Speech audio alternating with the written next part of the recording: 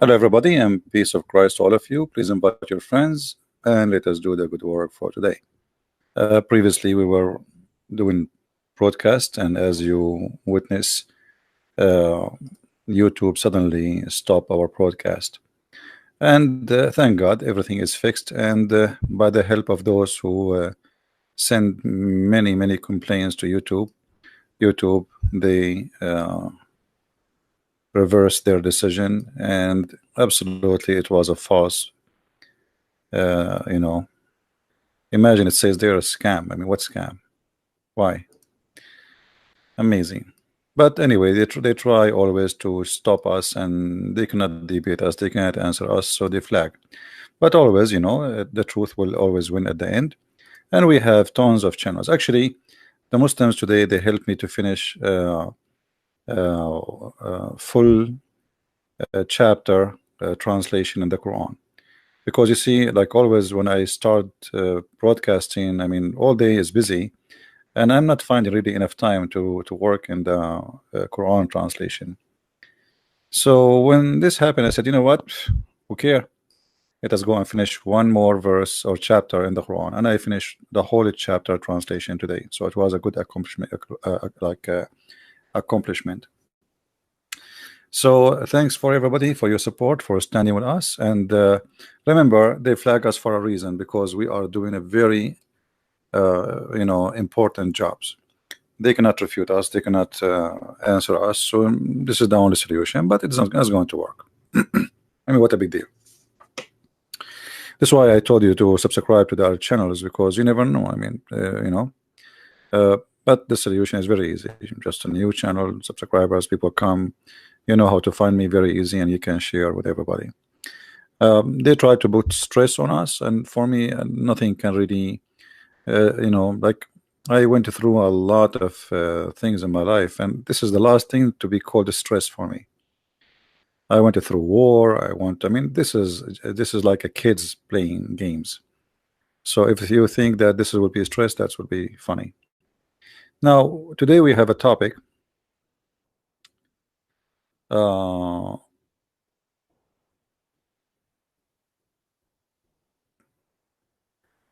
problem. So they can do that. So what? Let them do that, and we can.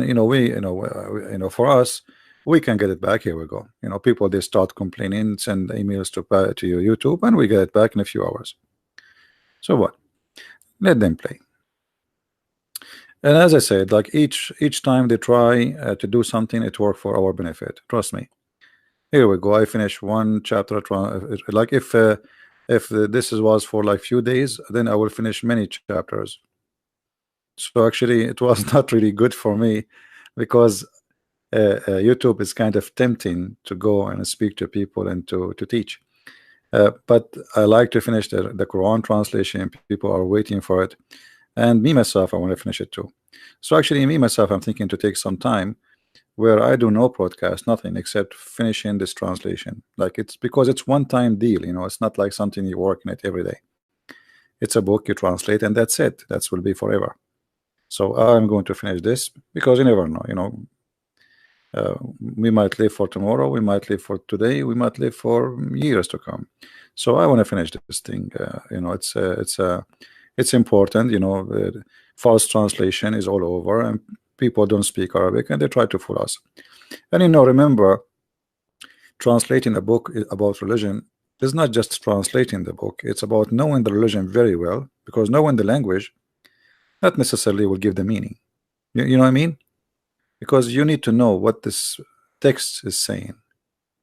So even if somebody study Arabic, or let us say, most of the translation actually is done by non-Arab, which is funny, like Shakir, Yusuf Ali, Biktal.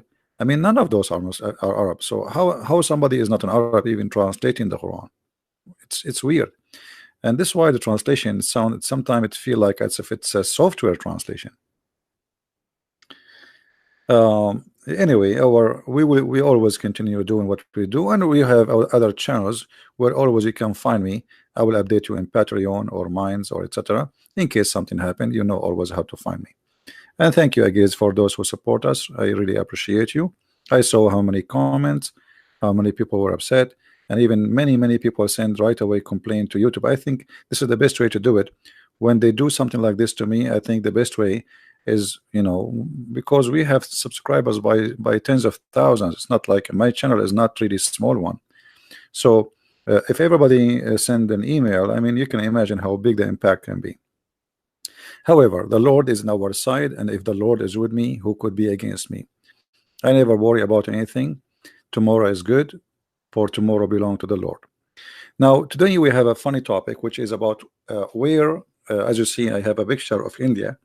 Now, for sure, I love Indian people. This has have nothing to do with Indian, so don't take me wrong. I love all kind of people, and actually, I love poor people very much. I believe that the poor of us is the best of us.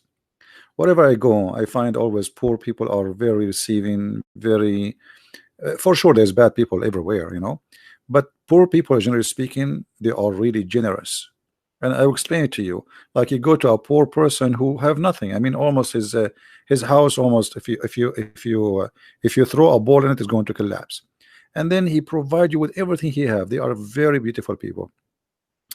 So today our topic is about some stupidity we learn always from legends. Like, there is stories we witness in our day or daily life. As an example, how many of you believe in the omen?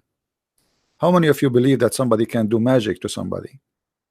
Like, I went to some countries, even Christian countries, and I noticed that there is many places where people believe that somebody can put a spell on you, or somebody can control you by writing some words, or so uh, you know but people believe, and I believe always those things can happen because of the lack of education, not the lack of intelligence. All of us, maybe me, if I am born in a family who nobody is educated, I never been to school, I never have opportunity to read books, and to not only to read, actually, I was reading when I was a kid.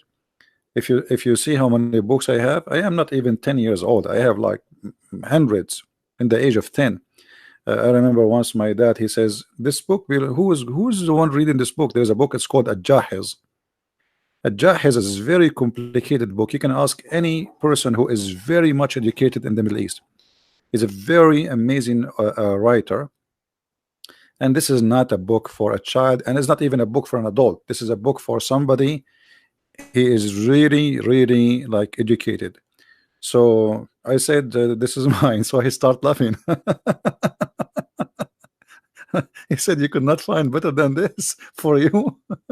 Anyway, so education is important, and you feed your brain since an early age. This is the best way to have your child to be in the future, to be someone who, wherever he go, he knows. Whatever you ask him about, he don't speak rubbish and speak foolishness. Now, for sure, we will still be ignorant. It doesn't matter how much we learn, but our ignorance will be, let us say, less and less and less, which means we are killing ignorance by learning. But still we are ignorant in somehow, somewhere. Like, in English, it's not my first language, so you will be ignorant. But this is normal. I mean, this is, we are a human being, and we will be always ignorant in something. So today we will learn about how the Muslims explain perfume. You see, there is in Islamic books, all of it actually is a collection of stories. If we go to the Quran, the collection of stories, as an example, the story of Jesus. Where Muhammad he got the story of Jesus? He collected from stories around him. He never saw Jesus. He don't speak Hebrew. He, according to Muslim, he cannot read and write. So where he get the story from? People around him. Stories about Moses, stories about Solomon. Like, as an example, there is a chapter 18 in the Quran speaking about Solomon having flying carpet. He spoke to a bird. He heard the ant. The ant make him laugh. All those stories, you will find them in book. It's called The Legend of the Jews. I advise you, actually, it's in the internet. It's for free because it's more than 100-year-old. Those legend of the Jews and other legends are collection of story which is making Islam. Islam is made of legends, and today our story is no different. So if we go to if we go to the story today we are going to read, let us open one of the Islamic source. Okay.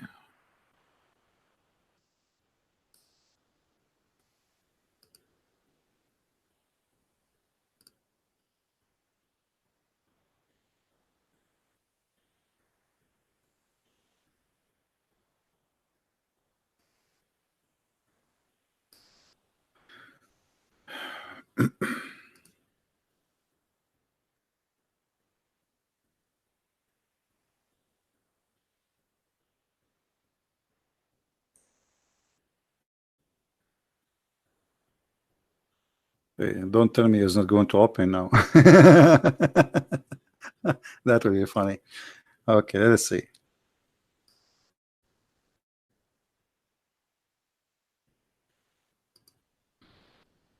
You see, me myself, I don't save reference.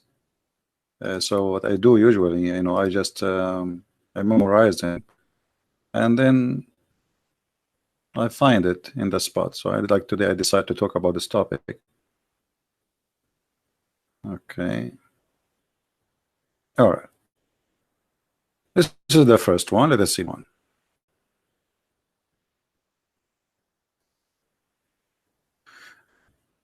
This is the book. It's called Al-Kafi. And this is a Shia book. Just take your attention. But this is equal to Sahih al-Bukhari for the Muslim Sunni. So this is Shia. I hope the sound of the laundry machine is not annoying. I have a very old machine from the cave time. So when it does laundry, it make noise like if it's like a truck. So I hope it's not annoying. Is the sound coming? Do you hear anything? I hope not.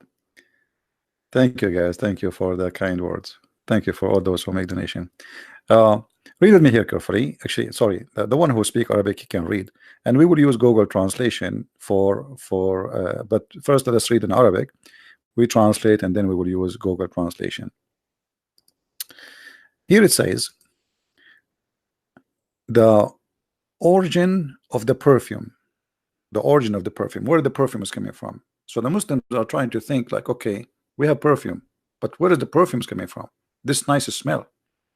So what the story here is saying, that you remember Eve, she was sent from heaven, right? So she was in heaven and with her husband Mr. Adam.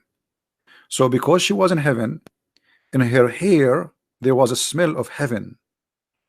So when Allah he sent her down to the earth, and Eve, she used to comb her hair. And here it says from Musa ibn Bakr, from he says, when Adam was sent down from heaven, he was sent down over a Safa. Remember, we spoke about a Safa and Marwa. A Safa and Marwa, it was two places where two little tiny hills or like mountains. Actually, they are not mountains, like they are a hill. One have a statues for a Safa and one have a statues for Al Marwa, male and female.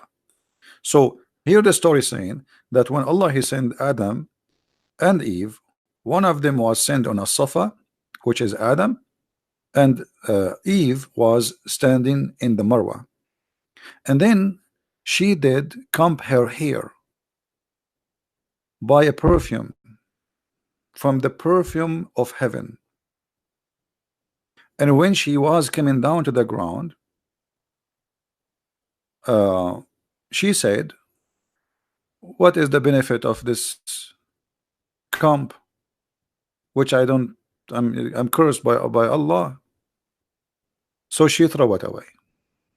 She opened the comb. It's like it's like a brush.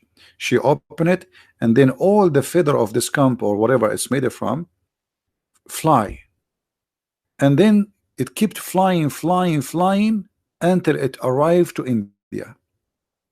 And this is why the Indian perfume is very famous. Here you notice the Muslim, by the way, they believe in this. This is not a joke for them. Maybe it's for you, it's funny, it's stupid, etc. But the Muslim believe in this seriously, and especially we're talking about the Shia now. But the Sunni, they have similar stories. So because Eve, she combed her hair, and her hair was Allah, He gave her a comb, or in the heaven she have a comb coming from, made in the heaven. Who made it, we do not know. That comb smells so good. Now the Arab, they want to explain why the Indian, they used to sell perfume. Obviously at that time, the only one, the Arab, they are getting their perfume from India, spice and perfume, etc., from India. So they want to explain why the Indian, they have perfume. Where is the perfume coming? This nice smell is coming from where? What is the source of it? So they come to a solution that when Eve, she was sent down to earth, Allah, oh sorry, she have a comb for her, the one she comb her hair with it, and this is made from heaven. And when she arrived to the earth, she said to herself, why I need this? Allah, He cursed me. She throw it away and she open it, like whatever it's made from, the brush, and all the feather of the brush, or whatever the container of the brush, fly all the way to India. And this is how we explain having perfume in this earth. Now I'm going to use Google translation. Let's see, Google translation.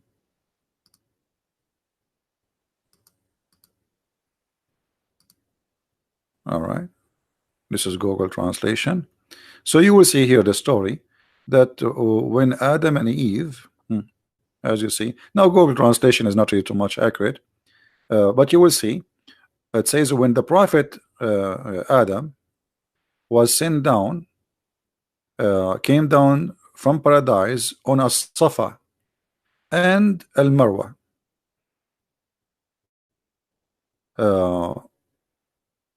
They brought with them the perfume of paradise from the paradise. And then Eve, she said to herself, why I need this comb? What for? So she opened it and she scattered the feather and the, or whatever is inside the comb. And then the wind carry all those things all the way to India. And this is therefore the frequency become Indian, or the fragrance became Indian, as you see.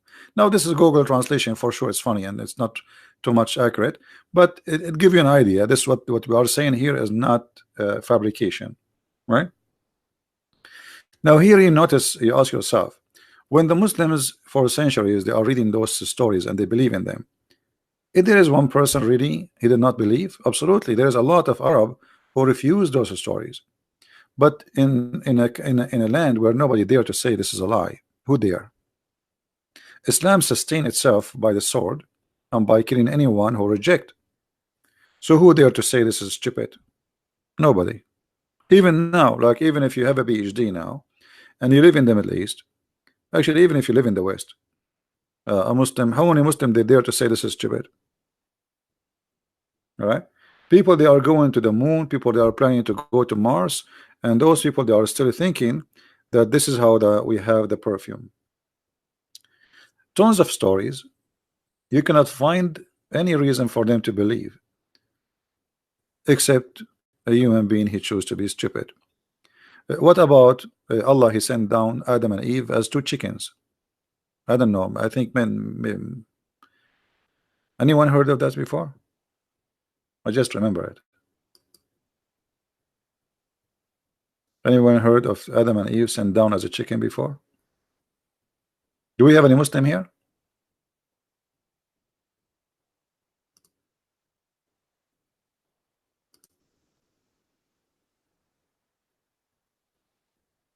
Do we have any Muslim?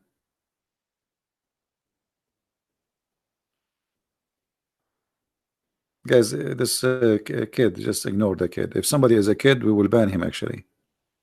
We don't want the kid to be involved in chat with adult. It's not even safe for you to be here.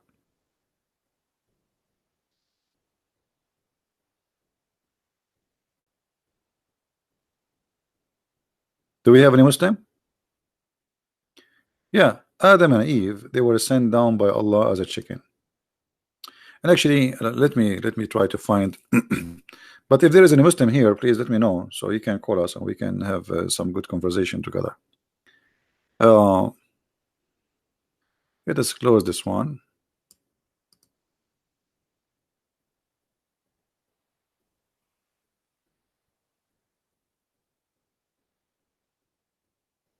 And let me look for the other one. I hope I will find it.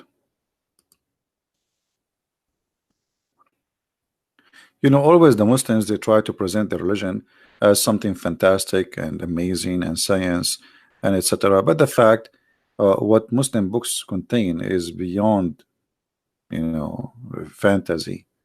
Fantasy is nothing.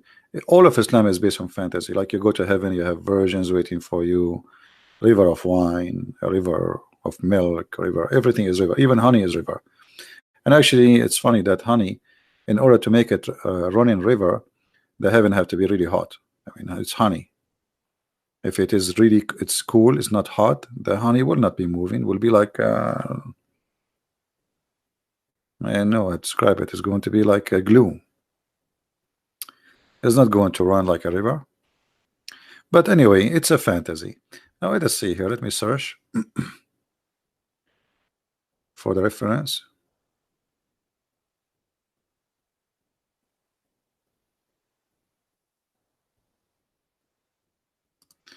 Okay, let's see this one.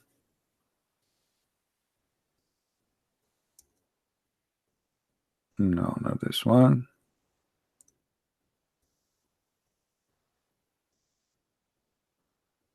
Okay. Okay, I think this one will do. All right.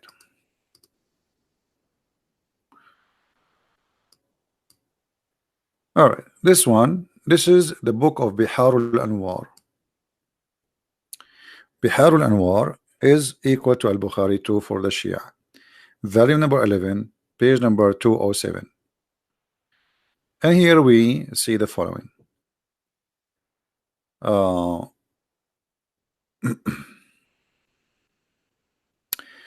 Where is Allahu Akbar is coming from? Where is Allahu Akbar coming from? The Muslim trying to find where Allah Akbar. Who is the first one who said Allahu Akbar? Okay. If we go actually to the page before it, this is 207. Let us go to page 206. All right.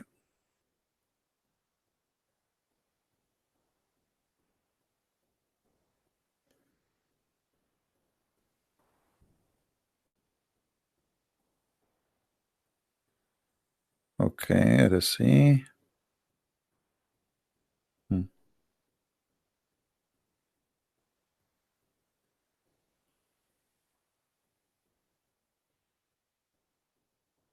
I mean, the stories here are very interesting, but I don't know if I'm gonna read all this for you.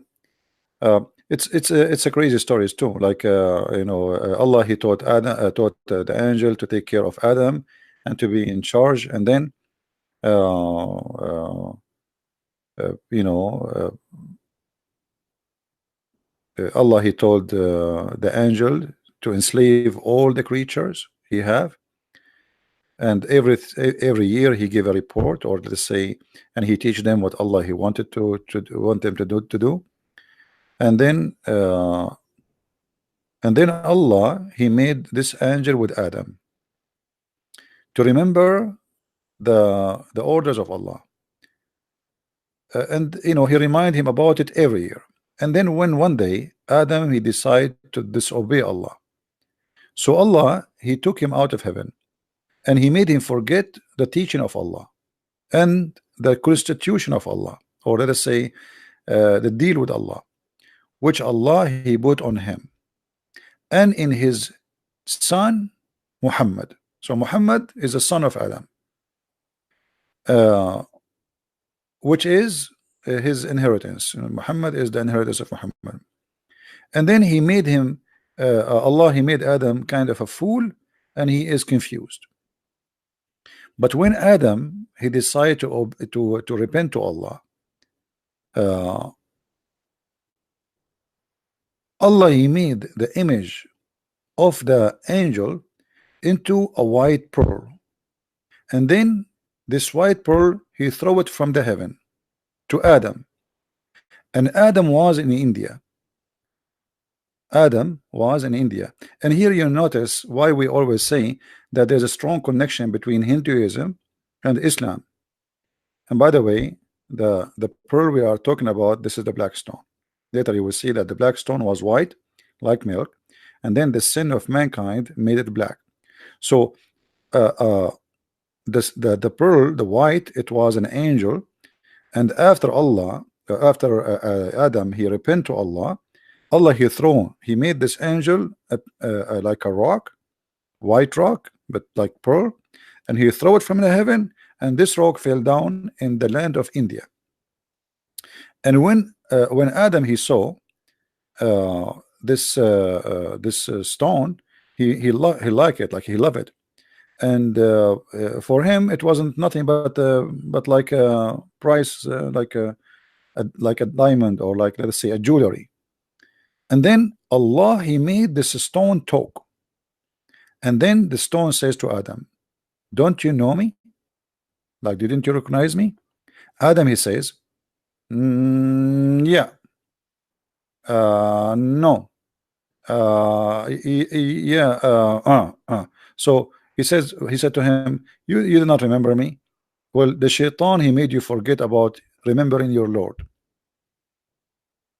And then this stone changed its look to the image which Adam he used to know in the heaven.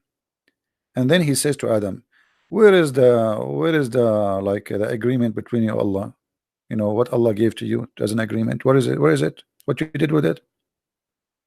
And then Adam he jumped on him, and he memorize, or he, let's say, recite the condition of Allah to him, and he started crying.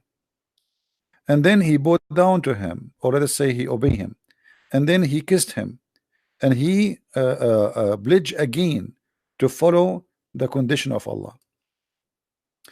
And then Allah he made the inner, or let us say the nature of the stone, the white stone, which is from pearl, to be so transparent, and it was like light.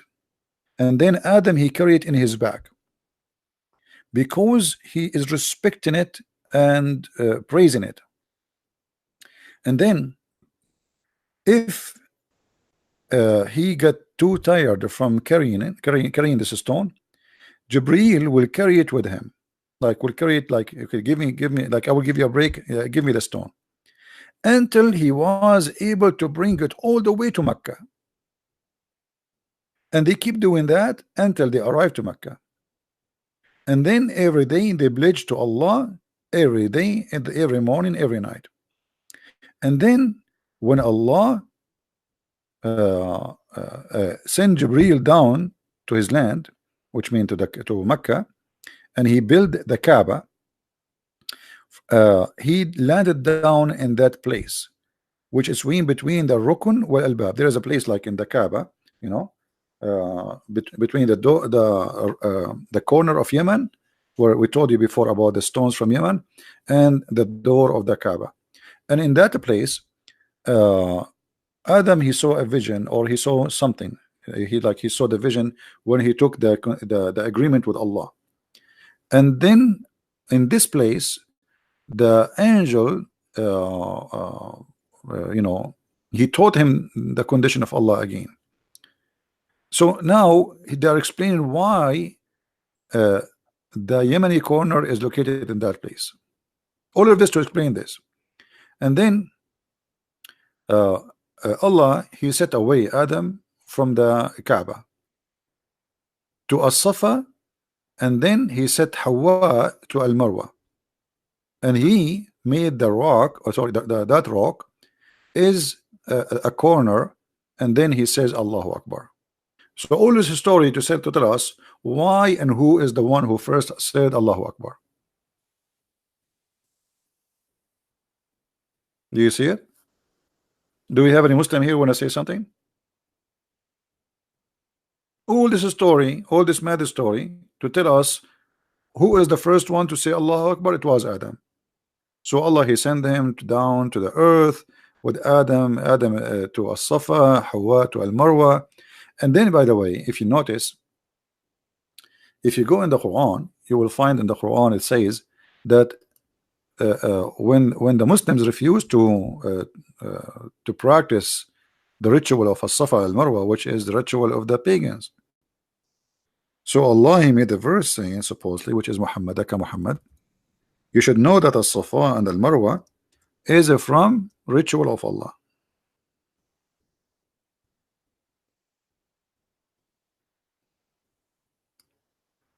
Chapter 2, verse number 158.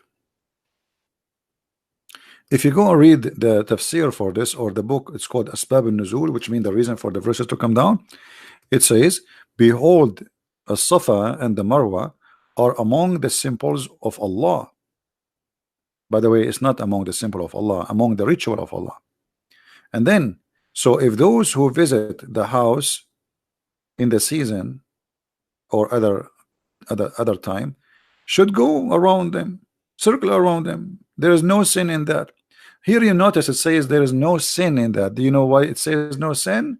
Because the Muslims refuse in the beginning to practice the pagan practice. Muhammad, he keeps saying, I'm against the pagan, I'm not going to follow the pagan. And then he took the Kaaba, and then he forced them to do As-Safa, and then he forced them to do Al-Marwa, but yet he claimed that he is not a pagan. But this is the ritual of the pagan, where they used to have a statues of a man in the top of As-Safa and a statues of a woman in the top of Al-Marwa, and those are statues which are naked. Why? There is some story they say that there was a guy, a man and a woman, they have sex inside the Kaaba, and Allah, He cursed them and He made them in As-Safa and Marwa. This is one of the stories. But the story here today we have is different. As you see, As-Safa and Marwa, this is what Allah He made, because He sent Adam in As-Safa and He sent Hawa in Al-Marwa, and this is why the Muslims have to go between them to visit Adam and to visit Hawa or Eve. Adam, Hawa is the word Eve in English. So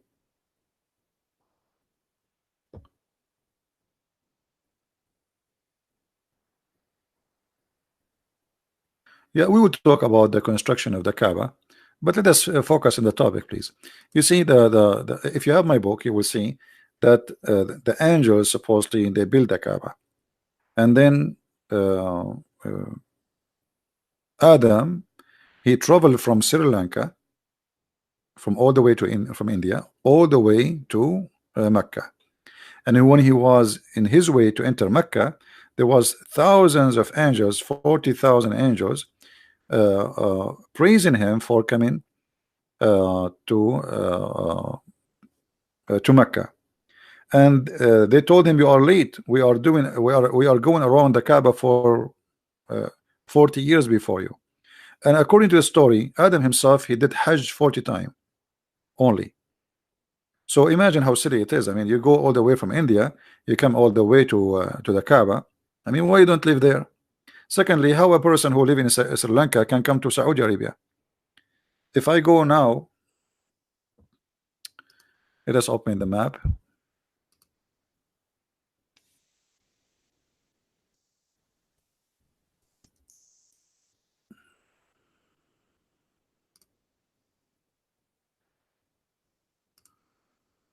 If you open the map of Sri Lanka, you will find that Sri Lanka is literally an island. Okay, how Adam he came from Sri Lanka to Mecca? I remember at that time, I mean, this is one guy deal. It's not like they have a they know how to make a ship. We are talking about a person. He is coming naked to earth, totally, literally naked. You know. So what? How this guy he came from Sri Lanka? This is why the Muslims now are fighting with the Buddhas over a place which is like a hill, and they claim this is the foot of Adam. There's a big foot, huge one, like in the shape of a foot, and they claim that this is the foot of Adam. The Buddhas they believe this is the foot of Buddha. You know, everyone with his madness. So Allah he sent Adam all the way to Sri Lanka, and then he went all the way from Sri Lanka to Mecca. But how? I mean, this trip is really stupid. I mean, what is that? How this guy can go to Mecca? Look where he will go. How he will go? In order to go to Mecca, and this is how it is. Let us make it more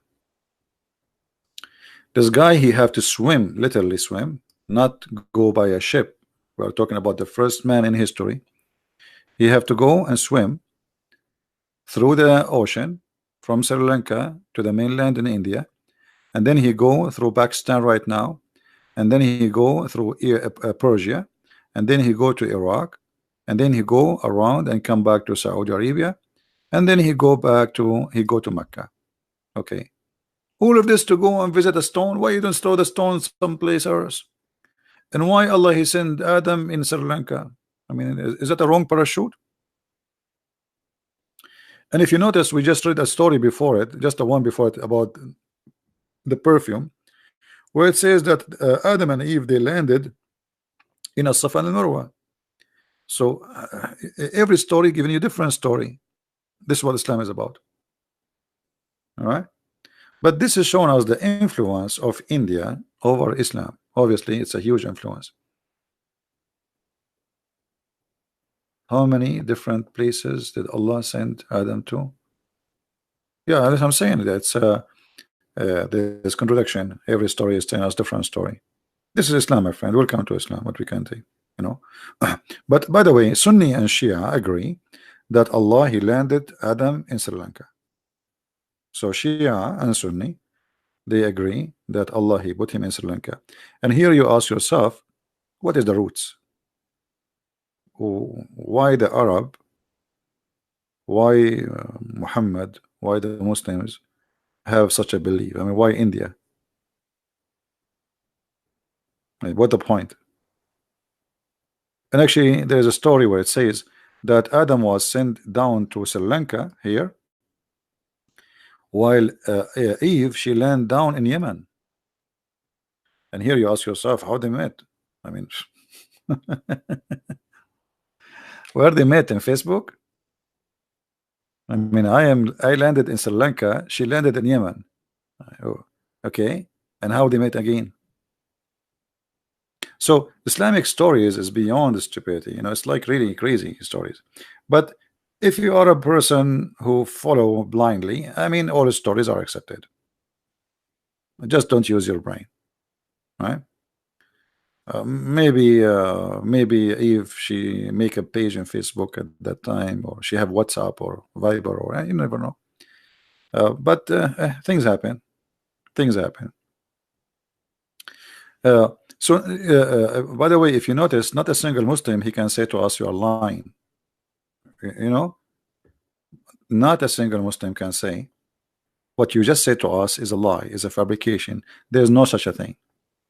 You see, because we always show the book number, the book name, the page number. They cannot say this guy is fabricating stories. They cannot.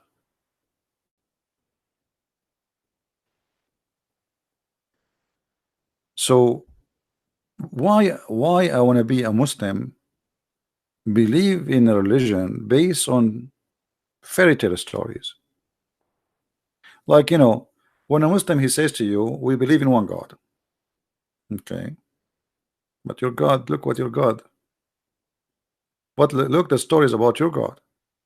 So okay, you believe in one God. Okay, so he think that because he say I believe in one God, that's mean he have the truth in his side. Well, it doesn't matter how many God you believe in. Let us say there's somebody who believe in 1,000 God. Still, if his 1,000 God are exist, it's mean he have a true belief. Correct? It's not about how many they are. It's about if they are true or false. How many will not change anything. You can believe in one, you can believe in a half God, a quarter God. so you know, we cannot say okay, because this person they believe on God, obviously he have a true religion. There is many religions who believe in one God. There is a church, it's called the Church of Satan. They worship Satan, and Satan is one God for them.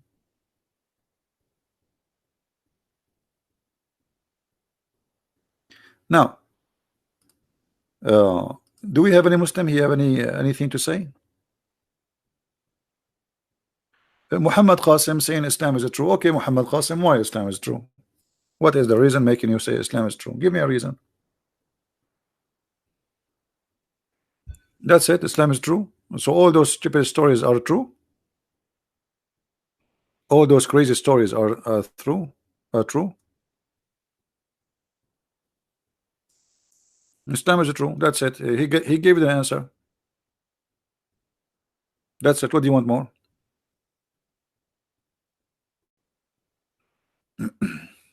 All right. Read with me, Mr. and Mr. True. The least of people of paradise in the position that one will have 80,000 servant.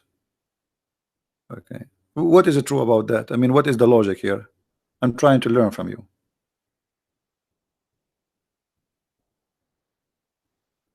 Hmm?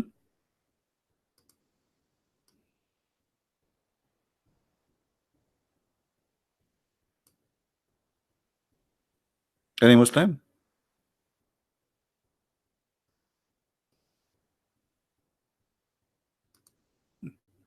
Islam is true.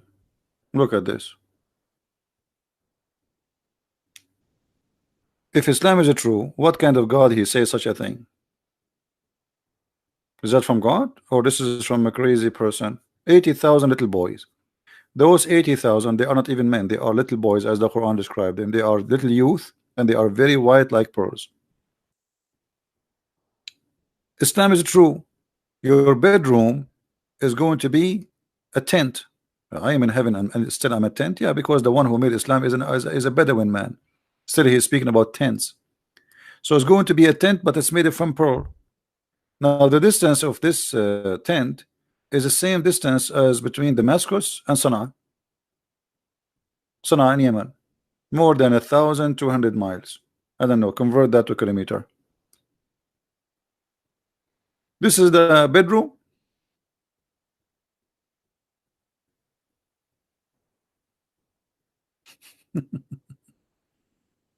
So when you know, and the ground of your room is made from zabarjad, pearls, expensive stones. I mean, we're talking about heaven with stones. What is the value of expensive stones in heaven?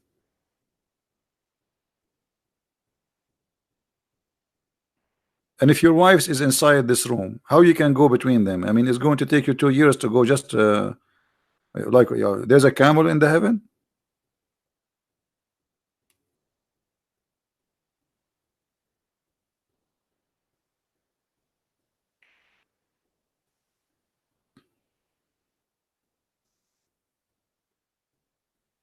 Any Muslim? So we can say as we wish, we can claim as we claim, but the reality is different. This is cannot be true. Obviously, there's an extreme promise here, and the extreme promise does not even fit with any kind of logic. God, He created Adam and Eve. He did not create for them 80,000 little boys to serve them. And what the point? If in the heaven your food will be ready by wishing it, your body will be huge. That will make it even more stupid.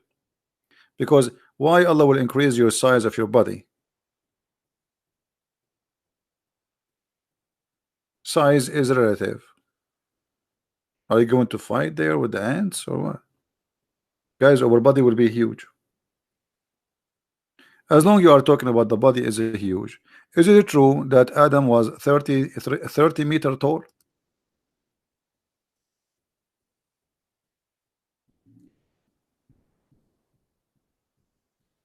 What happened?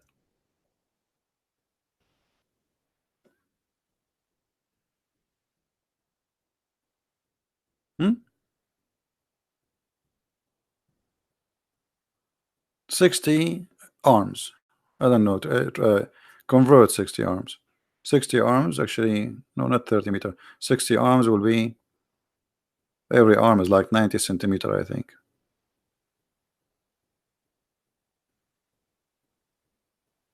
So what happened? He was a dinosaur.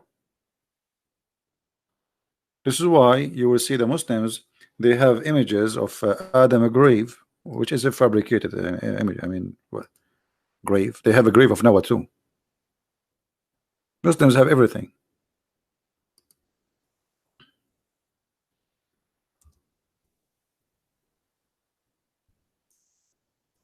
If we go and search in Google, Prophet Adam grave, you will see what I'm talking about. Let's find it. Look at this, guys. This is the grave of Adam. Take a look.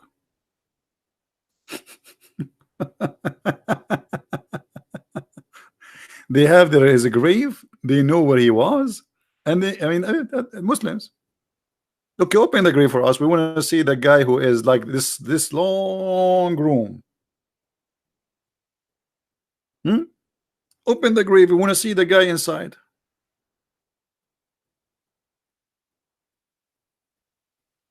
What do you mean no screen? No, the screen is on. Maybe you need to refresh your page. Yeah, this is what they're saying. This is the grave of Adam.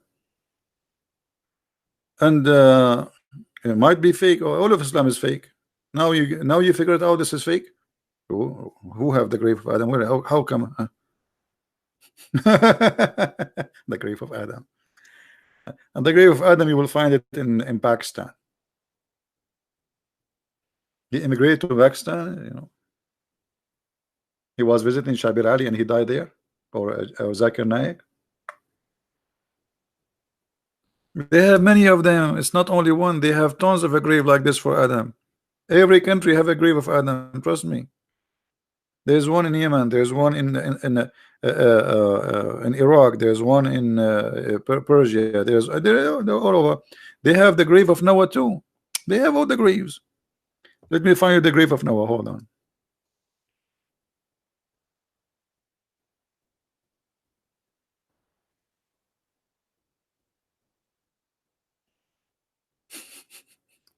It's funny, isn't it?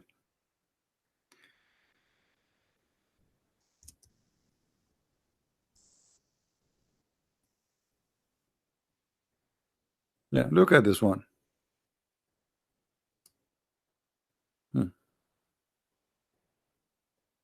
This is the grave of Noah. This is one of the grave of Noah. There's many of them. Look how long it is. But you will notice Noah is shorter than his father. We have to be honest here.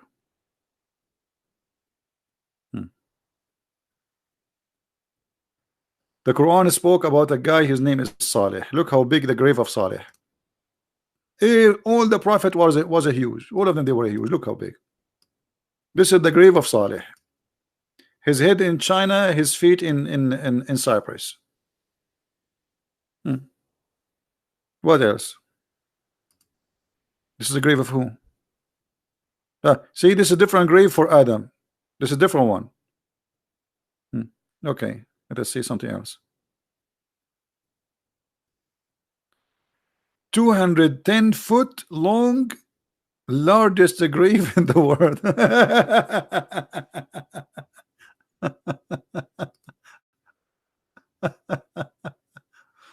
Oh boy. And Qasim, he will say to you, the poor Qasim, he will say to you, Islam is true. They should had been wide too, so it doesn't make sense. Yeah, as the rest of the story makes sense, Muhammad. Well, your prophet is the one who says that. Does it make sense for you? Does it make sense that in the heaven Adam will be 90 miles tall and Eve will be 30? Does it make sense that your private part will be endless? I mean, how you can carry it? And how you can walk with it? And now you are talking about making sense? That's weird. What makes sense in Islam? Why you don't call me Qasim and tell me what makes sense in Islam?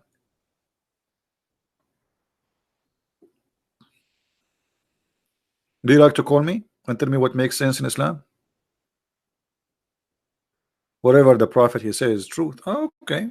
Yeah, this is the logic. Guys, whatever the prophet says is true. This is who? Who is this prophet? Hold on. Prophet Daniel. Look, even the Prophet Daniel is in Uzbekistan. Prophet Daniel, you know. Even, they took even names from the Old Testament and they put them in Uzbekistan. Here we go. Look how big he is. Look how big he is. This is Prophet Daniel. By the way, this is why, we coming from the east, like always I open the door, I don't see the guy who is knocking the door. I don't see him because he's not even to my knee.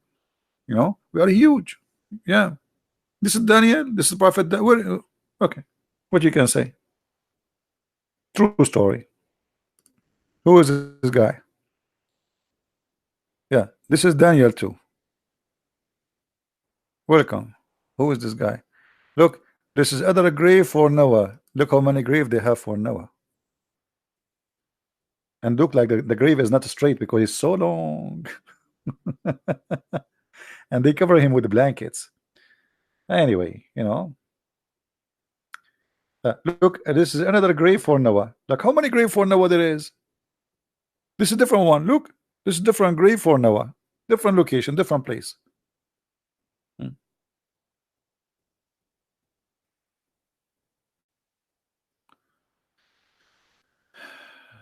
So, welcome to Islam. What you can say? Who is this guy here? This is Job. Guys, this is a prophet Job. What happened to Job? Why he's so small? But even Job, he looked like he's maybe 3 meter tall. You see, this is like 3 meter and a half. This is the prophet Job.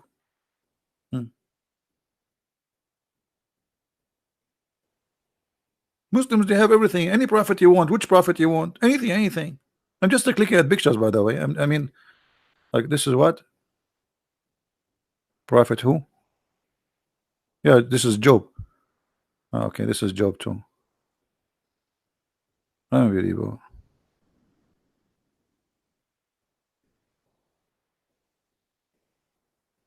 This is Shu'aib. Like, why Shu'aib is small? This is Prophet Shu'aib. Look how small he is. He's tiny, he's small. And you Muslims have a lot of stories, must be true. Who is this guy? It says Lebanon. This is the grave of who? Prophet Joshua. Look how tall Joshua is. Unbelievable. Look at Joshua. He's like a 15 meter. See, human being is getting smaller. So Prophet Joshua, it says Prophet Joshua too. The Muslims have older prophet, man. I mean, the Jews don't have them, the Muslims have them. Joshua, Daniel, Job, you name it. What about Moses? Let me search for Moses. I did not see Moses. I'm worried about Moses now. What happened to Moses? What happened to Moses? Don't tell me Moses don't have a grave for the. Let us. I will search for Musa grave. Hold on. Just give me a second.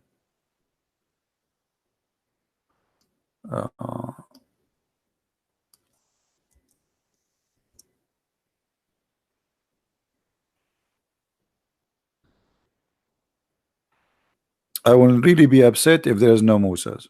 I mean, come on. That's not even right. This is Prophet.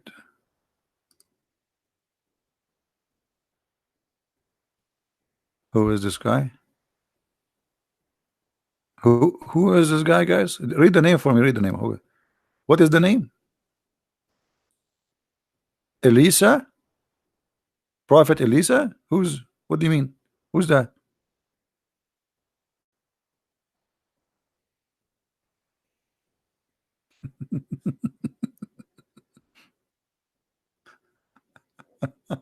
But until now, I did not see Musa grave. Where is Musa grave?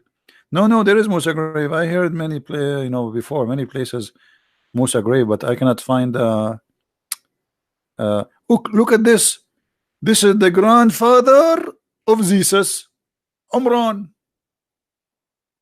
Umran. Look how tall he is. This is mean Jesus was Isa must be like 50 meter tall. I'm telling you, they have graves for everybody. I mean, you cannot escape Muslims graves. That's it. They will make a grave for you. You like it, you don't like it. I cannot. Let us. I will search in Arabic for the grave of Musa's. I'm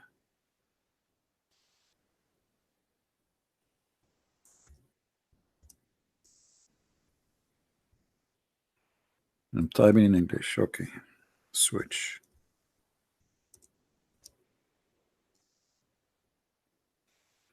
Okay, here we go.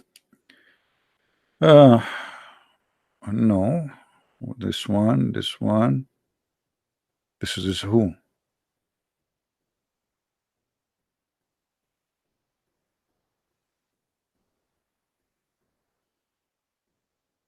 Who is this prophet? Hold on, I want to see who is this prophet.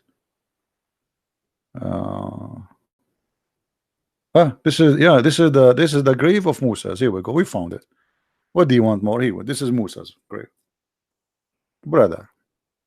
What do you want more? All right. Are we happy? This is the grave of Abel, the son of Adam. You know, Abel. This is this Cain and Abel. This is the grave of Abel. I'm telling you, they have all the graves. Nothing is missing. Moses, they have them. Adam, they have them. Noah, they have them. So Allah, you know, look, the Muslims are preserve all the graves, but they don't have their books.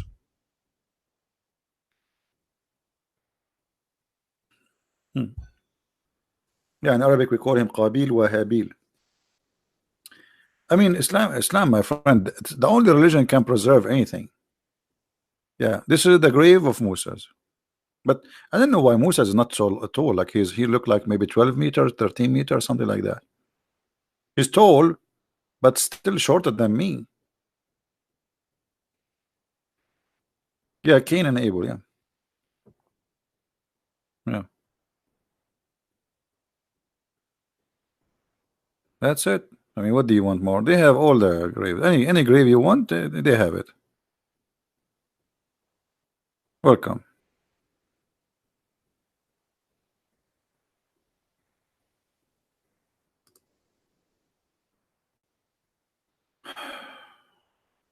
Those are the steps of who? Any Muslim can help.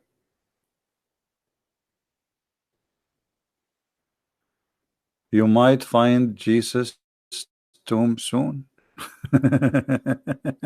No, we have it already. Okay. Is there a grave for the father of the Arab Ishmael? First of all, Ishmael is not the father of the Arab. This is as general information. We hear it always, even in Christian churches. When a Christian minister he says to you that the father of the Arab is Ishmael, ask him where do you get this from. My friend, please correct your information. Ishmael have nothing to do with the Arab. If you have my book, the first one, Deception of Allah, you will find even in Muslim books they agree that according to them, Ishmael he learned Arabic at the age of 13. So imagine I go to China, I learn Arabic at the age of 13 from the Chinese, and then I am the father of the Chinese. Are you getting my point? So even those who say Muhammad is from Ishmael is a joke, because in order to be from Ishmael, you cannot be an Arab.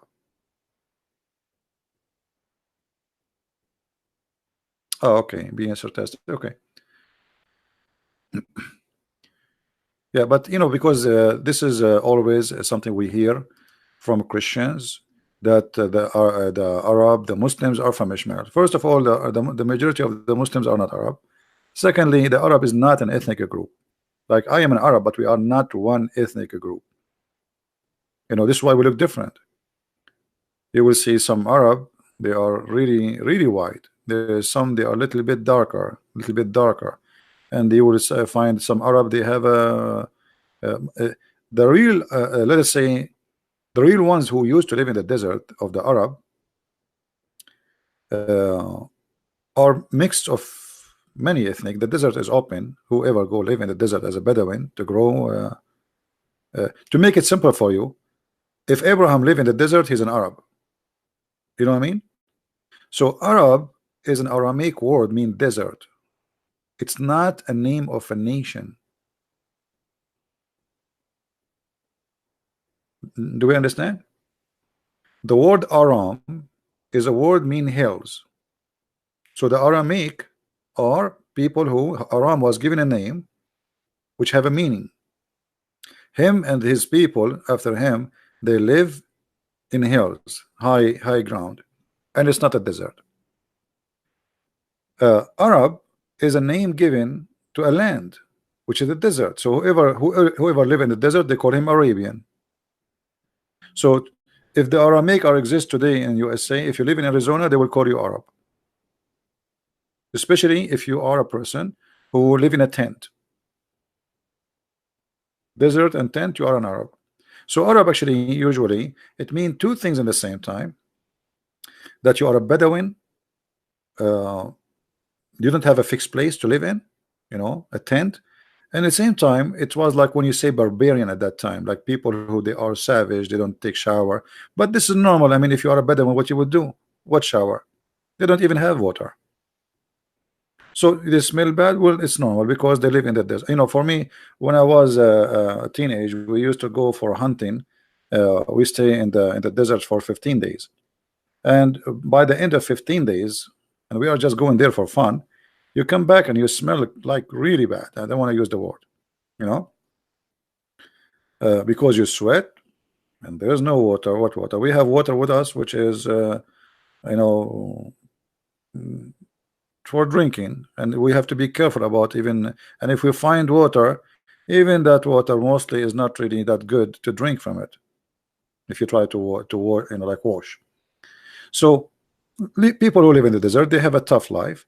This is why when the Arab attacked the Roman, the Arab they are savage, and they can win a war better than somebody who is spoiled. Like now, if you have a person who is a farmer, and you have a person who work in an office, and you tell them, okay, let's fight. Who is the one who will win? You know the answer. The guy who uses his muscles all day long. So a Bedouin who will spend his day in the top of the camel or the horse in the sun, between his animals, he is a tough person. And even Ibn Khaldun, which is not an Islamic philosopher, Muslims accuse him to be an atheist, he said that the stage of a state of the Muslims is a 3 stages. The first one is the most strong one. It is the stage of being savage, a Bedouin savage. Then the second stage is when they are in the middle between Bedouin and civilian, and here they are weaker. And then he says the last stage, when Islam the Caliphate destroyed, when the Muslim became comfortable and wealthy, and then they are not able to win a war. So to be savage, it was the key point to win a war. This is why Muhammad, he says to you in the hadith here, I've been victorious by terror. Why he was victorious by terror? Because his soldiers are savage, and like ISIS now.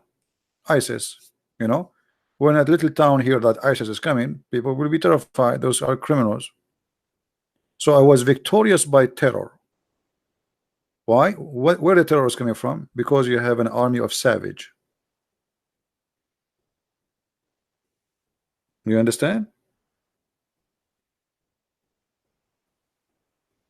And actually, until now, Western, they cannot win a war with anyone because they are not being savage. You see, war, the point of a war is to be savage. I mean, look at the Western countries these days. They want to go for war, but they are talking about a human right. I mean, how that work? You are going to kill. So what a human right? So, we are sorry, we bomb a village and there is some civilian. You are on war. So they would never win a war. But if the Afghani Taliban, they have nukes, they will be happy to dump their nukes on USA. The savage would win. So, even now, if you are not really savage, you will not win a war. Because war is about killing. It's not about giving hugs. So if you are worried about hurting the feeling of the enemy, well, you will never win. And this is why, like they went to Iraq, but they are not going really for war in Iraq. They want to establish a new country, but that would not work. Same as what happened in Afghanistan. They are there for 20 years. You will never win a war there as long you are not savage. You know. So when you fight with a savage, you have to be savage. Otherwise, you will never lose. You will never win. So he can do whatever he want to you, and you cannot do anything to him. This is useless. So why you go in war with those people? And here, by the way, I'm not taking a favor of any to be savage or not. I'm just stating a fact about who can win a war. You know. But what about the cells in both European or savage? I don't know what you mean by cells. I'm not sure what you mean. Like, as if we go in the previous history of Europe, all of us, we heard about the Viking, right? Any one of you here from Norway and those countries? The Viking, they were very scary. Why? Because they are savage. As simple as that. The more savage you are, the more you win. Especially we are talking about, time where it's a fight by sword. It's not a fight by technology and being, it's about being savage. Savagery bring you victory at that time. You see, when Genghis Khan, he came, he destroyed the Islamic Caliphate. Why? Because he was more savage than us, the Arab. So when he attacked us, we were comfortable. We are wealthy. We have palaces. We have a lot of slaves. We eat a shish kebab every day, and it's life is fun. So when the savage came, Genghis Khan and his army, those people, they take a shower with the blood of the horse. They drink from the blood of their horse. Until now, actually, in those countries, in Mongolia, they drink blood of a horse. It's like a meal for them. So when a savage came, he's more savage than the savage. The savage conquer the previous savage. That is history. And Muhammad was able to conquer because he was a savage person, not because the Muslim, he says Muhammad, he was a merciful for mankind. What merciful? Where is his mercy? Same as the Roman, when they were savage, they were victorious. The more they became spoiled and not into they were like losing ground until Rome disappeared. You own the slaves. Why? Somebody told you I was born 2,000 years ago?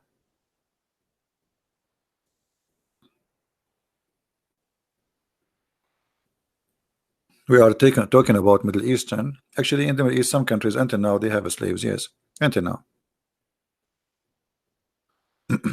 And the Bible speaks clearly. Jesus says, "The one who live by the sword, he die by the sword." Because you will be savage. Well, savage will come to you, will fight you. You are not the only savage in this earth.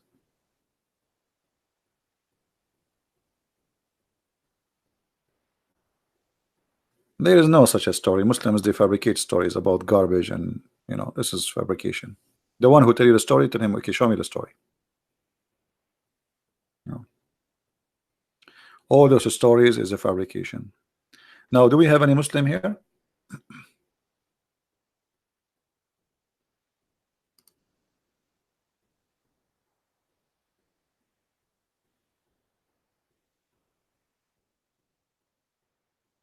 Any Muslim want to say anything?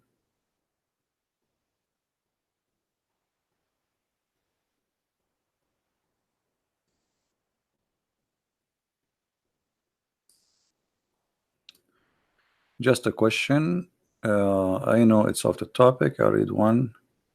Muhammad said difference between construction, the Kaaba, and Solomon Temple was 40 years. Well, there is tons of stories. I mean, Muhammad, for some reason, he's stuck with numbers like 40 years, 70, 72. And I find that those numbers are coming from the Old Testament and from the Bible. So how many days Jesus he fasted? Guys, how many days Jesus fasted? 40 days, right? And then you will find Muhammad, he stuck with number 40. Jesus says, if your brother, he did something bad to you, forgive him how many times? 70 times. Muhammad is stuck with 70. All the story of Muhammad is a copy from somewhere. And Muhammad, he copies tons of words, even from Jesus' mouth himself, directly. I will show you an example.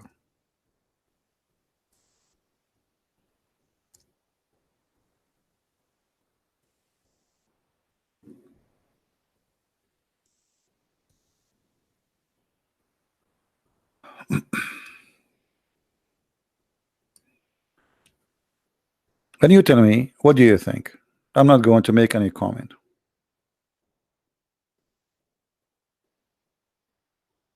Do this remind you of anything?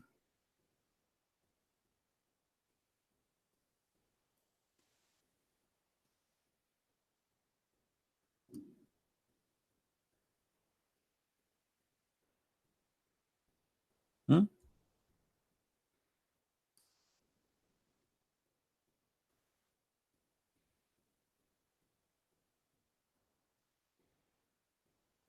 Do this remind you of anything?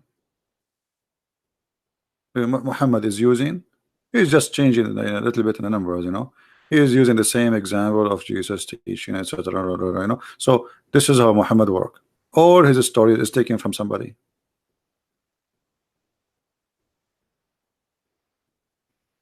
What about this?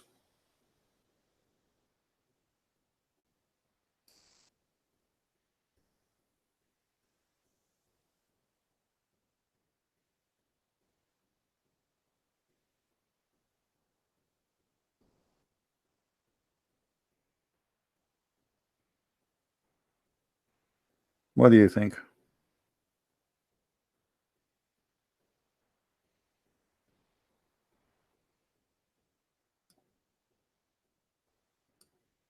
Do you see it?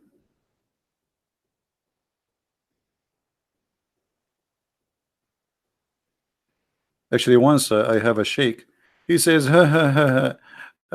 Okay, Christian Prince, I have something you cannot answer. I said, what? He said, it found in science that master seed is not the smallest. So this is a scientific mistake. I said, are you sure? When Christian Prince he say, are you sure? That's mean there's a disaster will happen. The Abdul, he said, I'm very sure. He's a sheikh. I said, are you sure? I'm very sure. Are you sure? He said, yeah, I'm very sure. I said, okay, so why Muhammad Allah he used it? Here we go.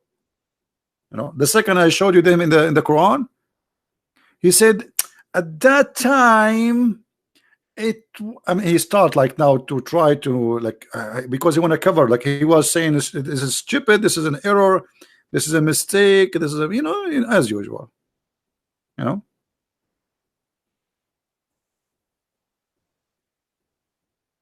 right? So Muhammad, there's a book, it's called Qis wa Nabi, which mean a priest and a prophet. There is a good study in that book about Muhammad stealing from the Bible. Tons of examples.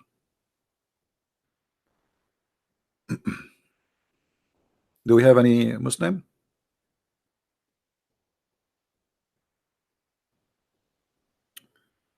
663 watching, only 468 like it.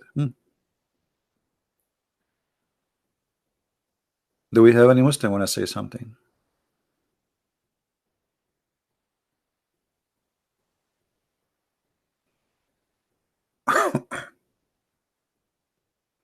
Everything in the Quran is coming from somewhere.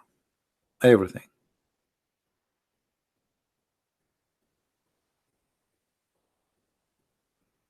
And if there is any Muslim want to say this is not true, get me busted. Feel free.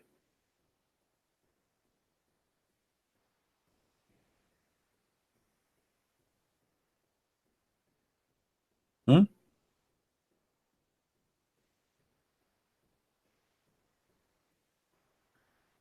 uh, make your next book of all 100 million people, the Muslims.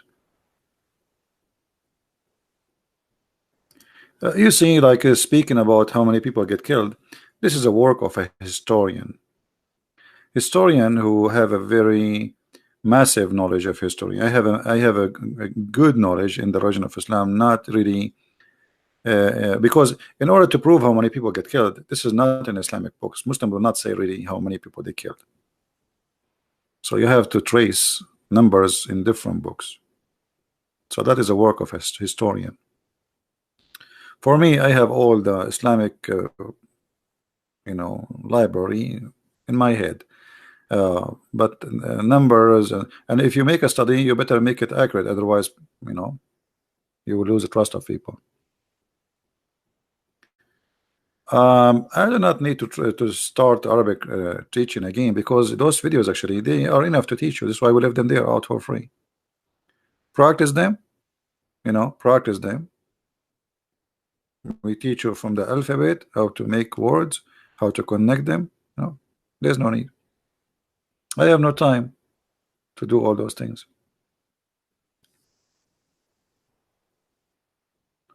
Well, I mean, what do you think about preacher getting jailed? Why Christian in Canada don't support them? What about you make a strike? Prostrate. Where is the Christians in Canada? There's millions. They are the majority. So one of us, something happened to him, and the rest they don't care. The government they don't care. The government they care only for those who they fear them. The Prime Minister of Canada, he just have a meeting with the Muslims asking them to vote for him. Huh? Why he meet with them? Because he know they are organized and they do things together. Christians they don't.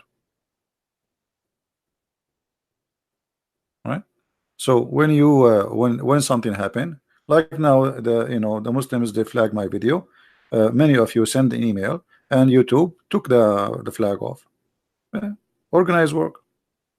You see, when we are united, we are strong. When we are divided, we are weak.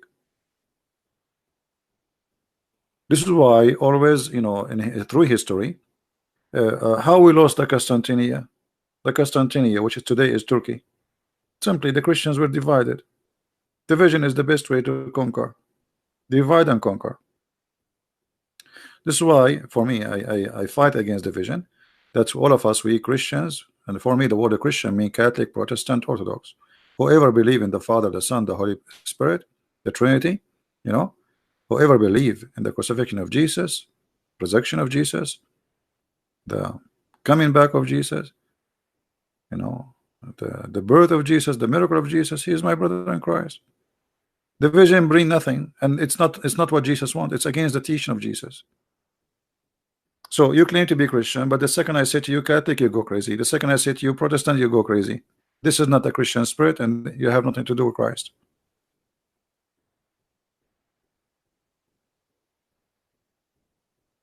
We call him in the Aramaic, we have many words, but if you are speaking about the words, it's exactly the same as in the Hebrew, because our Bible is using the Hebrew words. Elohim, Jehovah, Yahweh, etc. But the word God have many words in Arabic, like Rab, Ilah, which is same, actually same coming from Aramaic. All those are Aramaic words anyway.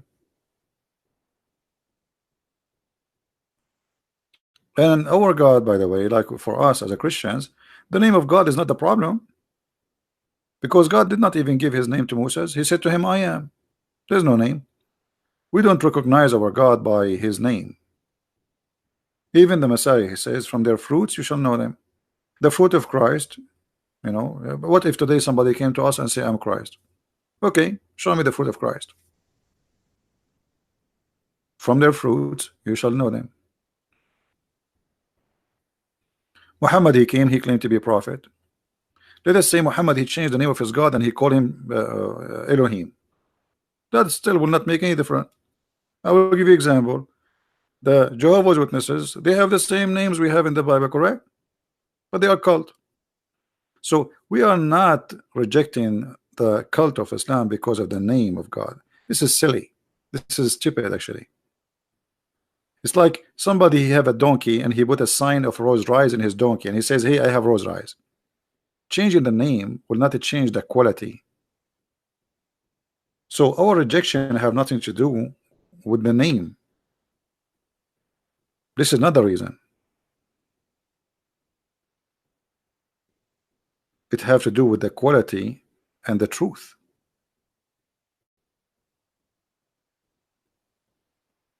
You understand me? So I'm not against the God of Islam because his name is Allah, even if though that Allah is a word mean Allah, you know, and Al is simply the word mean God, and Allah is the name of the God of Islam. His name is not Allah. His name is Allah. Lah. This is the true name of the God of Islam.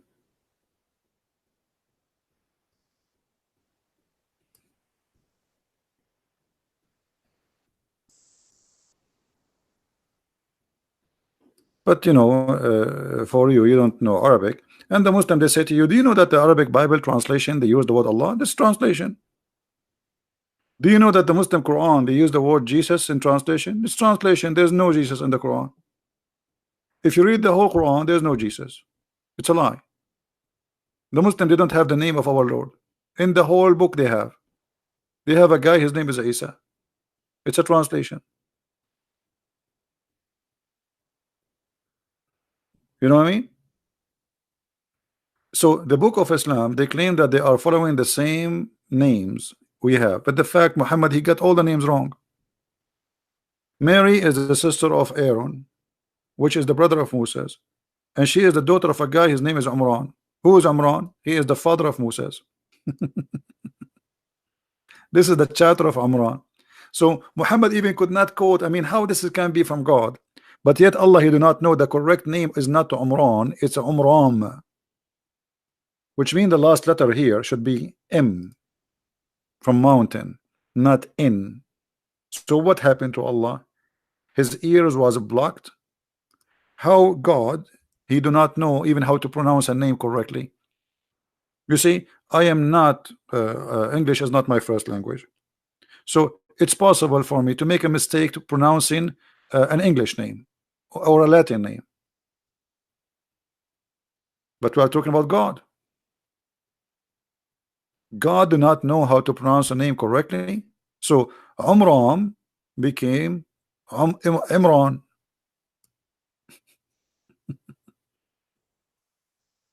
Well, how is this happening? The God of Muhammad do not know. Look at this madness. Here we go. Alif Lam Mim. You ask a Muslim what is that? You say to you it's a miracle. Nobody knows what it means save Allah. Look, what the heck? Okay, I'm going to make a miracle now. If Jim letters, how this is a miracle? How this is a miracle? What make it a miracle? So I will make some letter put in together and make a miracle. It's a miracle. If you have my books, you will see what the miracle is about. And look, from the beginning, you will see the Quran, something wrong with it. Look, Alif Lam Mim. Okay, what the heck is that? I don't know. Allah, there is no God but He. Okay, how Allah? He says Allah, there is no God but He. Didn't He say I?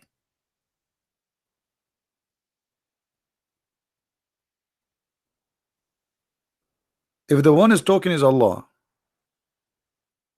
and then it says it is He who sent the book on you, who is talking? This is crazy. Who is the one is talking there? You ask the Muslim, they say to you Allah. Okay, how Allah? He say it is He.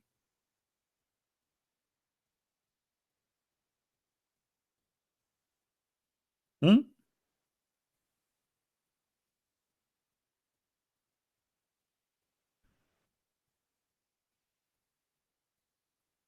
Any Muslim?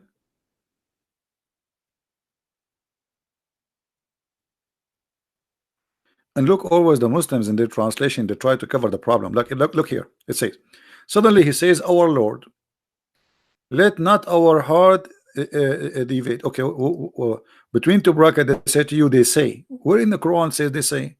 How Allah He says, our Lord? Where is the introduction for this? Who is the one who's saying that? Allah saying, our Lord, let not our heart, etc. And then to cover the problem, the mistake in the Quran, which is stupid, they say. They who? Who? Read the verses before, read the verses after it. You don't see the, you don't know who is they.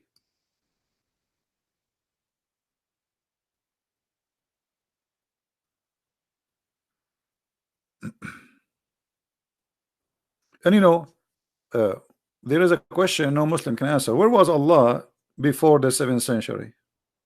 Before Muhammad? Which books his name appear in? Any Muslim can tell us? Which book before the book of Muhammad mentioned the name of Allah?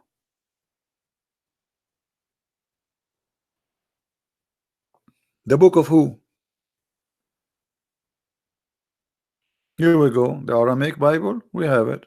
The Hebrew, we have it. Anything else is a translation. Okay, where is the name Allah coming from? Didn't know. What Allah mean? Didn't know. Didn't know. What Israel mean? Didn't know. Ibrahim didn't know. Maryam didn't know. Isa didn't know. And imagine if you ask the Muslims what the word Christ mean, Al-Masih, they say because the word Masih coming from the word wipe, like wipe something. They say one of the opinion, because they are confused what the name mean, but this is the major opinion. They say mostly because he have a flat feet. This is what the Messiah mean. He have a flat feet. So what does that mean? When he walk like Charlie Chaplin?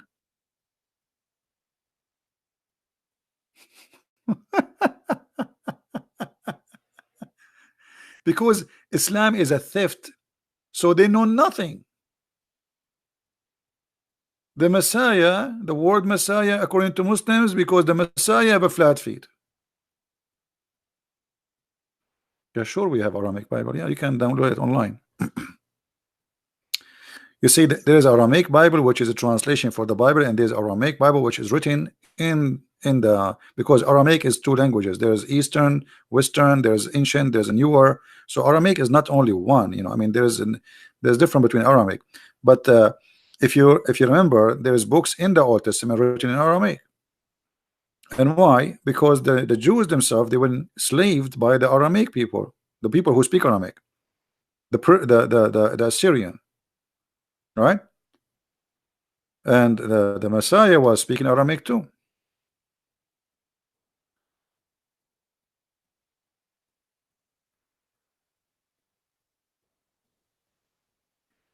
Yeah, we call him Yeshua. Yeshua is the same when you see the Arabic, like Yeshua, because the Jews they say Yeshua. So for in the Arab, the seen turn into seen. So yes, Yeshua. It's the same. Thank you, my friend. Thank you. And thanks for all those who made donation today. I really appreciate your help.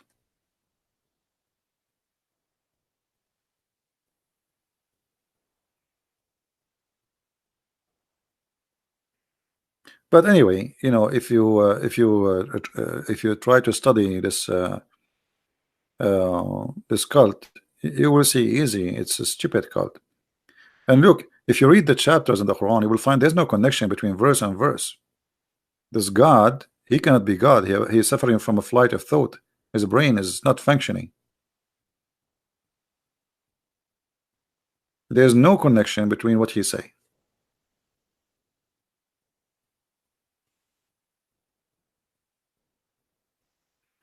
Is that true that Islam says the earth is flat? Yes, absolutely. This is why.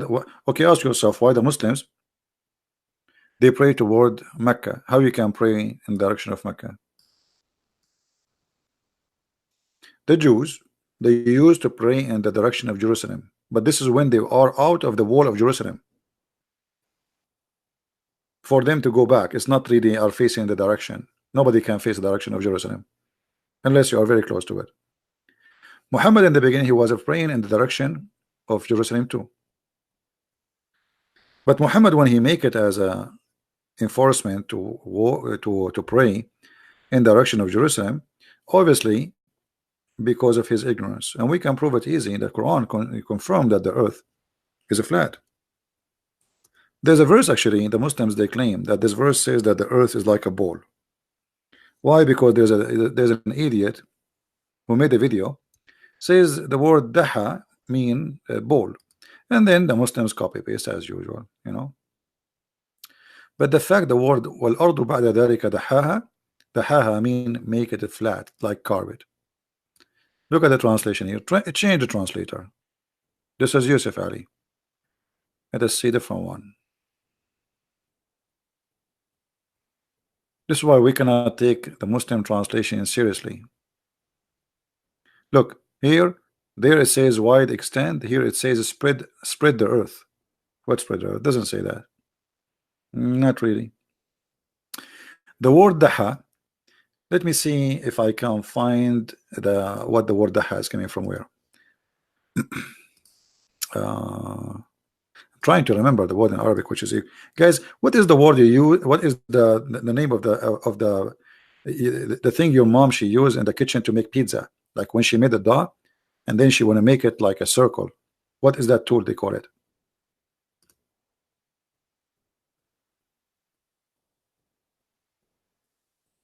You know what I'm talking about? The piece of wood which have like two handles. No. Rolling pin, maybe rolling pin. No, yeah, we are talking about the one you push in the top of the dough after you make it. Let us see. Yeah, here we go. This one. This is what the haha is coming from. So he used that rule to make it flat, the same as the bread. All right. This is exactly where the word the haha coming from. So here, when you see the translation, it says he spread the earth.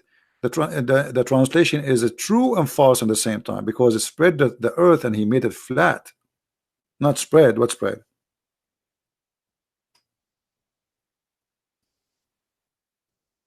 You know what I mean?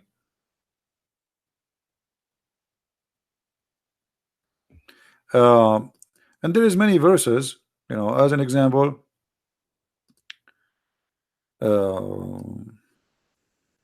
Allah, he made the earth as a carpet. I mean, how clear we can make it more than this?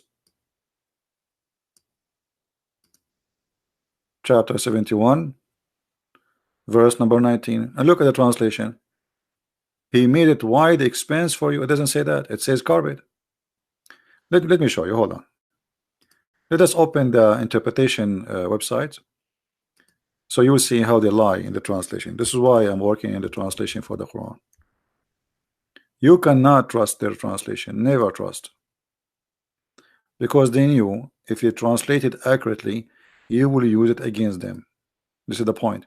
And actually, if you change the translator, you will find other translator getting Islam busted, even though they are Muslims, but by mistake they did not notice that this will be a problem.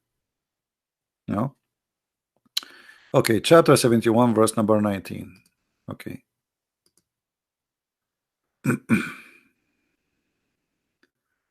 Let us go there.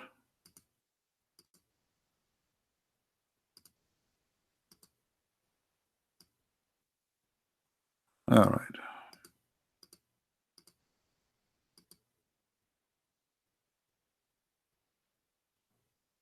Look, even here in the interpretation, look what they are saying. Allah has made the earth a widest expanse for you to lay and sleep. But isn't it this is a flat? Why you don't say it says a carpet? It literally it says the word carpet, besought. Besought anyone who speak Arabic in you.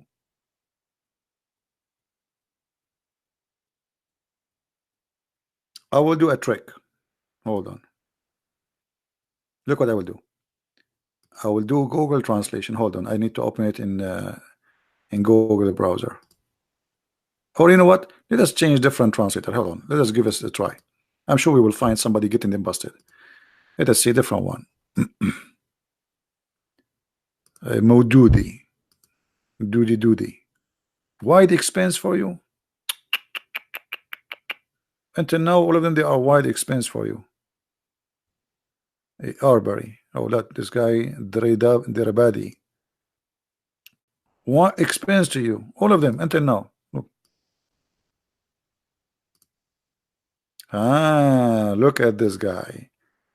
Finally, we got someone, he say it as it is. And God has laid the earth for you as a carpet. Okay, ask yourself, why all of them, they were saying wide expense, nobody's saying carpet, when the word in Arabic is carpet? You can copy this sentence, take it to Google translation, which is a blind translation, and you will see translate the word besought, which is the last word here, as a carpet.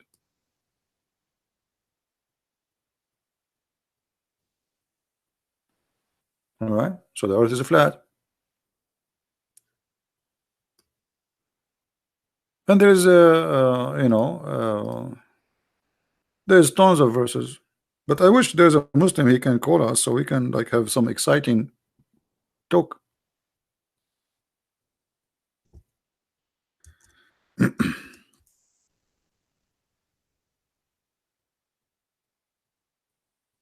Any Muslim?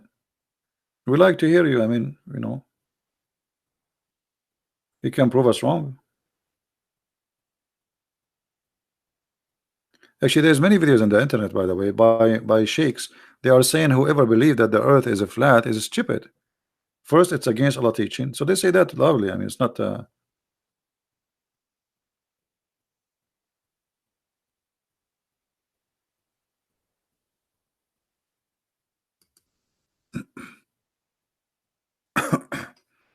And actually, there is more verses. As an example, if we go to the chapter of Noon,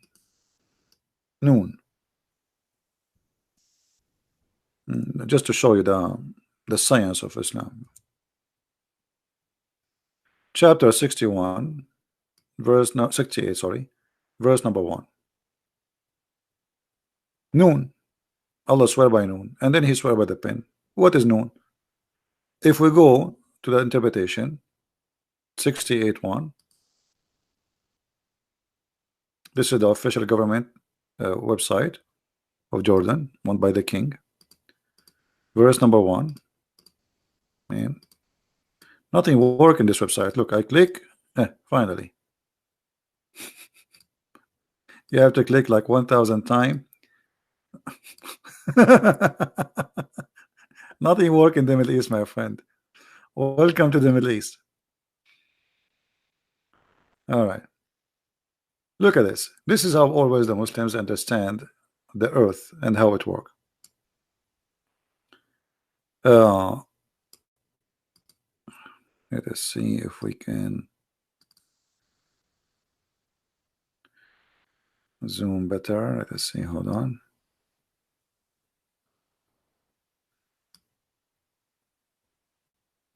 I don't know. Can you guys read the text still? Can you still see the text? Is it readable for you?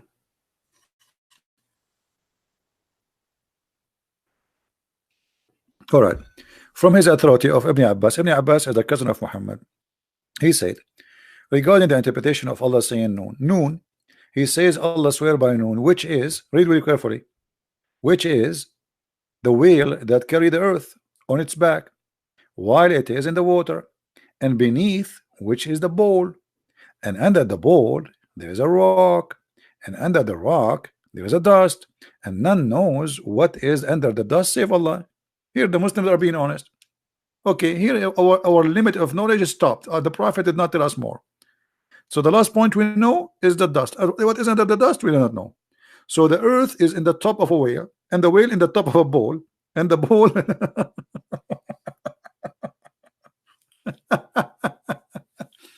and why the Muslim do not make a movie about this? They make science in the Quran, and the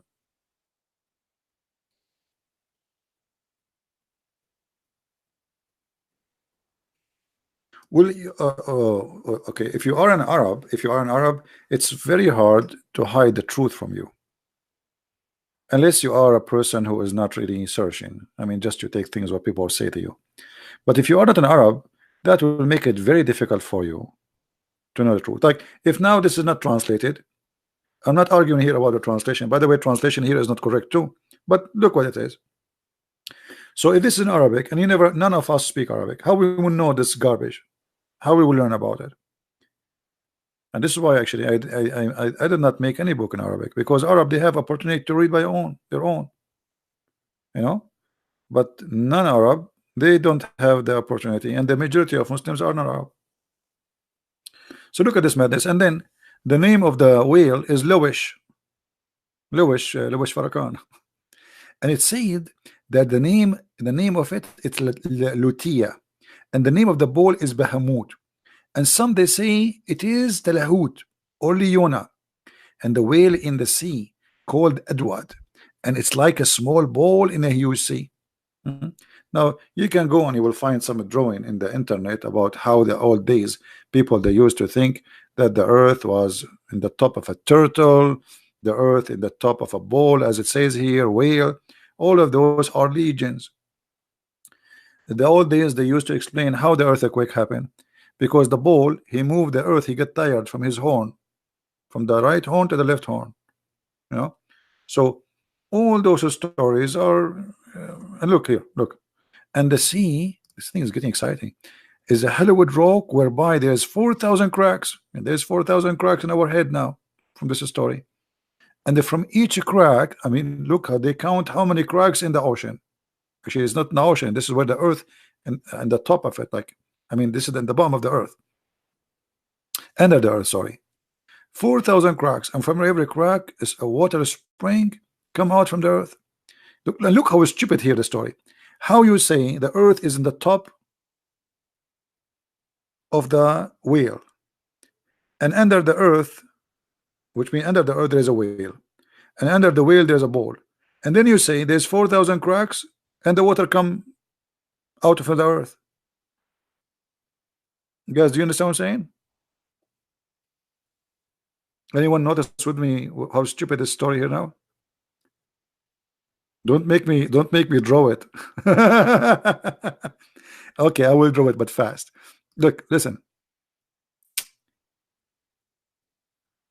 So here we have the earth, and here we have the fish, the wheel. Okay, and here we have the bull who is carrying the fish in the top of his horn. All right.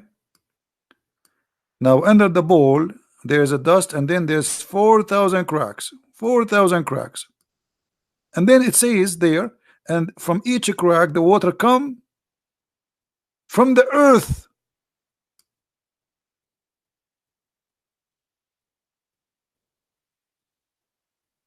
But the cracks are not connected to the earth. They are connected to the water, which is under the bowl. And actually the water is not here. The bowl, there's no water in the bowl. The bowl, in the top of him there's an ocean, and this is where the whale is. Crazy. I mean, what you can do, right? Science. And you have to believe.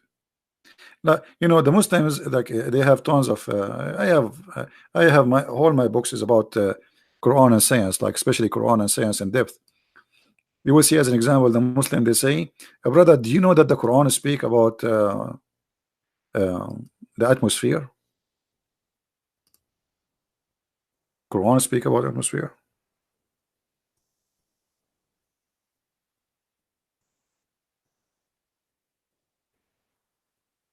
Are you sure? Yeah, brother. Quran speak about atmosphere. Let me find you the website. They have endless numbers of what it's called miracles.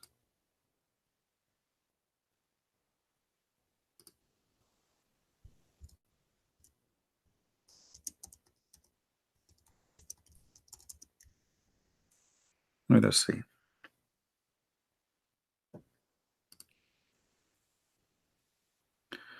Look at this website.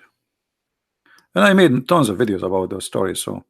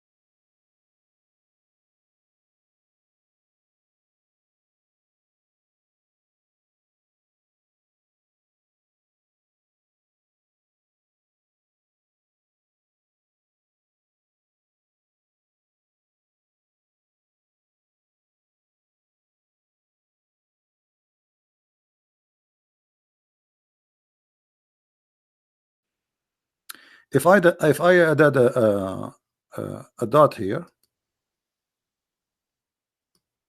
and a dot here, خلف, behind, خلفي, in my back, you know, or it can be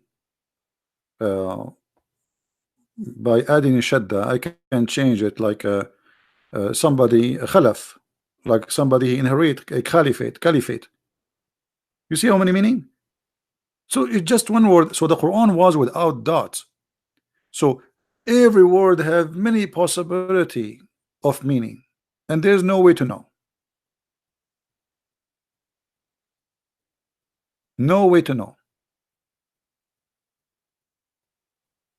So after many years of Muhammad, a person who is not even an Arab, he's a smart. He said, "What the heck with this language? We have to add things so we can make it clear."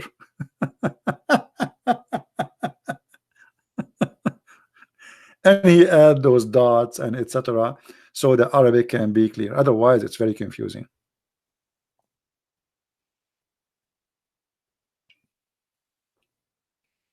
Hmm? So do we have any Muslim want to say something? They don't read it. Usually, I mean, this is why there's many reading for the Quran. As an example, if you go to chapter 1, if we go to chapter 1 in the Quran, in one Quran, it says Surat. As you see this Quran here, it says Surat. In the Moroccan Quran, it says Dhurat. So what is the difference between Dhurat and Surat? Dhurat in Arabic mean farting.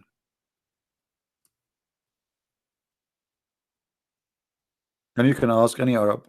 We are not making things up. Dhurat.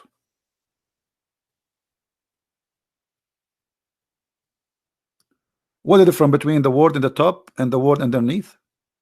Just one dot. And by the way, it's in the Quran today. It is Dhurat. You see, this is the there is by Warish, by Hafs. This is Hafs. The one is the Dhurat by Warish. So Warish, he don't say Surat, he say Dhurat. Dhurat mean farting. So give us the straight farting. It's appeared twice. Here, the word Dhurat or Sirat appeared twice, here and here. So in verse number 6, it says, "Guide us to the straight fort."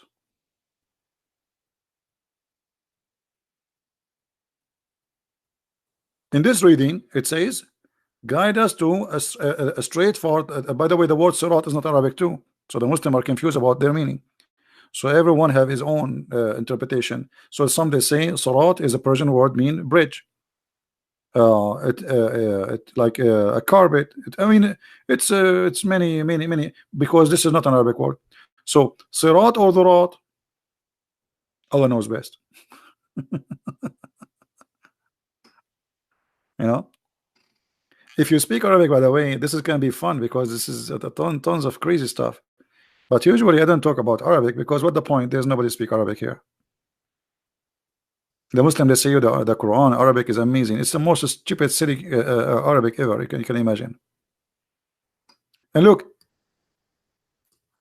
number one verse in the Quran have a grammatical error. There's nothing in Arabic. It's called bism. It is BSM. Here it says bism. There's nothing in Arabic. It's called bism.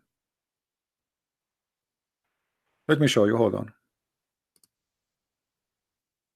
I will open different page and I will put them next to each other. See if we can do that.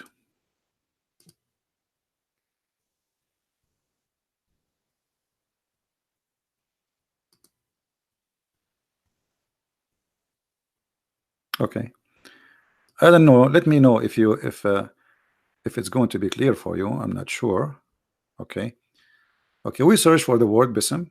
Look. And now I think we need to take a snapshot for this one first. Let us take a snapshot because I think we'll not be able to put them together in one unless, let us see, hold on, maybe if we do this like this, like that, like this, we have to extend, I think. Okay, hold on. All right, is it still clear for you, or it became so small now? Okay, look, this is the correct way to write the word bi'ism. Do you see it? This is the wrong one in the same Quran. Anyone notice what the different? The different is here. This one, let us make it in different color. This one have an alif. Alif is equal to A, letter A. This one does not have it.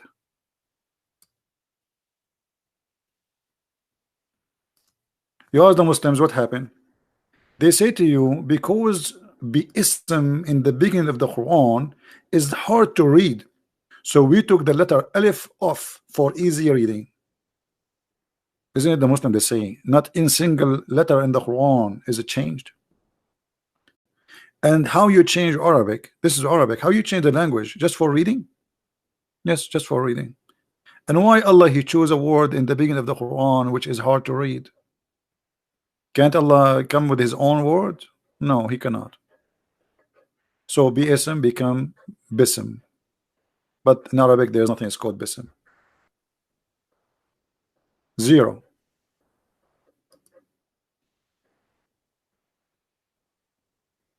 And as you see, the same word repeated how many times? Look here, 56, 74, 56, 96, 52, 69, 52, 96, number 1.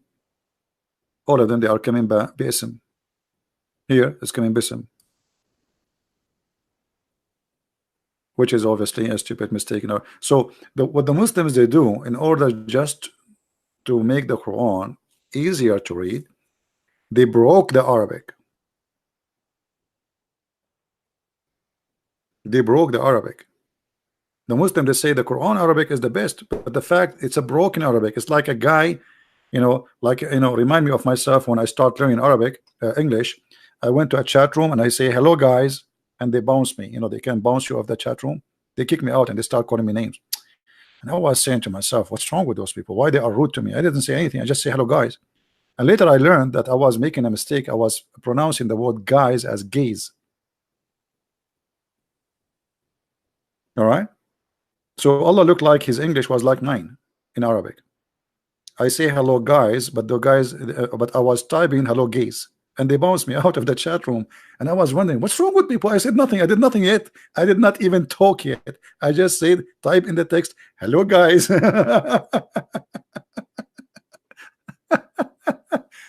I mean, I want to improve my English, and then a second I enter, I said there is something wrong in hello guys. It must be. So hello guys, it turned to be hello gays. So Allah, he want to say hello guys, but he said hello gays. All right.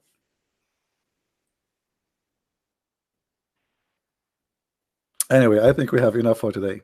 Did we have a good time? Guys, don't forget to download the video immediately after we finish, because we are not keeping them long in our video and your channel. As you see, we are target. We have a lot of enemies who don't like us to do what we do. So by your help, the videos stay there, people learn from them, and the knowledge is spread.